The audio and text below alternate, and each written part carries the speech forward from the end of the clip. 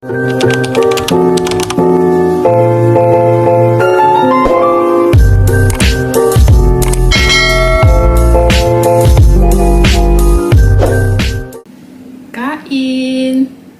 Ito na po tayo sa ating kain-kain serye. By the way, as usual, nandito ako sa kwarto. And work from home yung asawa ko today. So, andito ako sa kwarto kasi bawal mag-ingay doon. Maya-maya ang tawag niya. So, hindi ako pwede doon.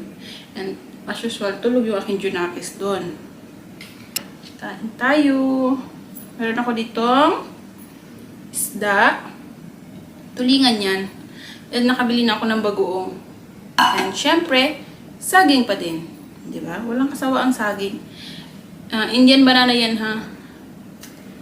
Mas gusto ko na to kaysa dun sa ibang saging, luyat. Kasi wala akong mahanap na kardaba dito. Mayroon man, pero kailangan mo pa pumunta sa Pinoy Bacala. Eh, nandun yun sa city. Napakalayo namin dito.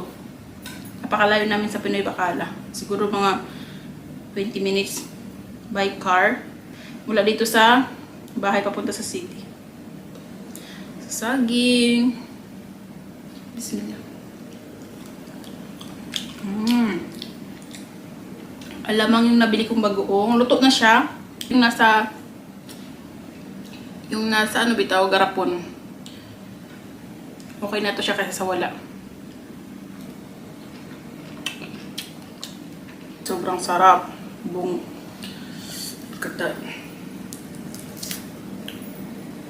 Diba? Bumili talaga ako ng tulingan. Kaya sabi ko nga sa inyo, pauwi na ako ng India, hindi ko na ito makakain. Hindi ko na sasabihin kung kailan kami uwi. Ma-surprise na lang kayo, nag-vlog ako, nasa India na ako.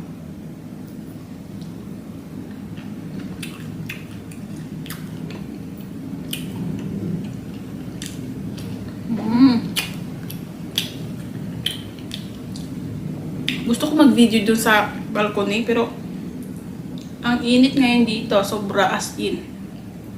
Pag nagsampay nga ako ng nilabhan, 1 hour, tuyo na. Anong kainit dito sa Abu Dhabi ngayon. Sa nagtatanong, pabalik-balik na daw ako ng India.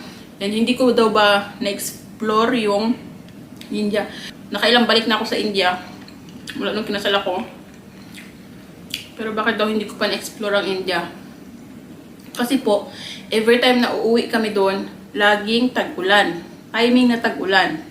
As in, yung ulan doon is araw-araw. So, hindi talaga kami piyapiyagan mag-biyahe sa kabundukan kasi delikado. Yun po yung reason bakit hindi ko ma-explore ang India. Doon sa malalapit na bayan, oo, yung mga, basta hindi siya bundok. Like na pupuntahan yung ibang lugar, basta hindi bundok kasi delikado. Yun po yung reason bakit hindi ako nag-explore sa India. Doon lang, yes, bakasyon, pahinga, gala-gala sa mga dagat. Mayroon naman ako mga video doon. More on dagat, Kapalayan yung binupuntahan namin.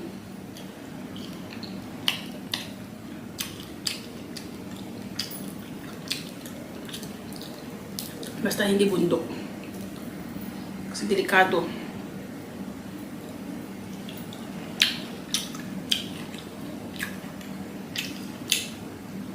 Lagi kasing may landslide doon.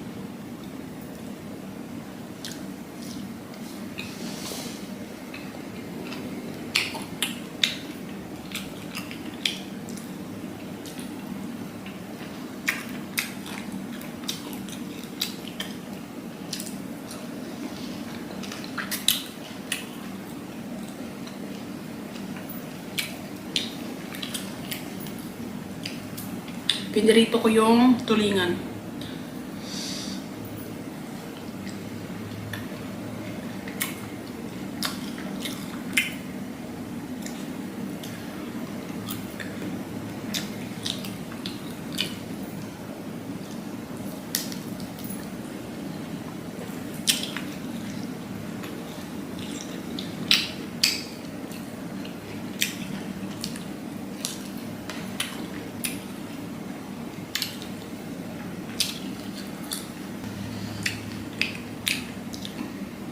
Sobrang init ngayon dito, as in, apakainit.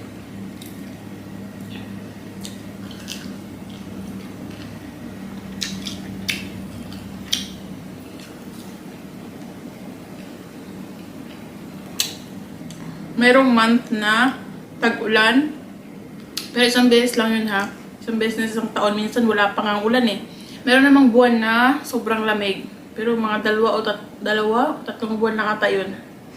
The rest is lagi nang mainit. Ang init pa naman dito is kaiba. Mainit talaga, and then yung singaw bitaw niya sobrang init as din. Like ngayon, sobrang init.